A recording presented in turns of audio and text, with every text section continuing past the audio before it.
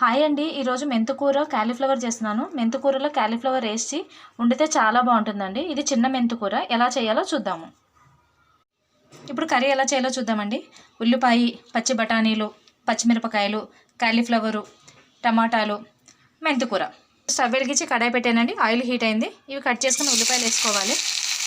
ఉల్లిపాయలు సగం వేగినాయండి. 1 స్పూన్ అల్లం వెల్లిపాయ పేస్ట్ వేసుకుంటున్నాం. అది కూడా పచ్చివాసన పోయేదాకా వేపుకోవాలి. ఉల్లిపాయలు అల్లం వెల్లిపాయ పేస్ట్ మగ్గిపోయినాయండి. ఇప్పుడు కట్ చేసుకున్న మెంతుకూర వేస్తున్నాను. అది బాగా మగ్గించుకోవాలి. ఆయిల్లోనే బాగా కలుపుకోవాలి. ఇప్పుడు ఒలిచి పెట్టుకున్న బఠానీలు కూడా వేసుకోవాలండి. మెంతుకూర బఠానీ మగ్గిపోయిందండి. ఇప్పుడు కట్ చేసిన టమాటాలు వేసుకుంటున్నాను. ఇవి తొందరగా మగ్గడం కోసము ఉప్పు పసుపు వేసుకుంటానండి. 1/2 స్పూన్ పసుపు, 1 స్పూన్ ఉప్పు వేస్తున్నానండి. క్యాలీఫ్లవర్ ఉడికించేటప్పుడు ఆల్రెడీ ఉప్పు వేసాను, అందుకే కొంచెం వేస్తున్నాను. చూసి వేసుకోండి. ఒకసారి బాగా కలుపుకొని మూత పెట్టుకోవాలండి.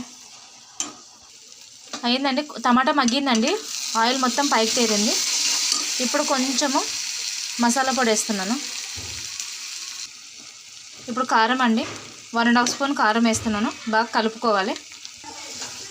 ఇప్పుడు ఉడకబెట్టుకున్న క్యాలీఫ్లవర్ వేసుకోవాలండి. ఒకసారి బాగా కలుపుకోవాలి. ఒకసారి చూద్దామండి. మగ్గిపోయిందండి కూర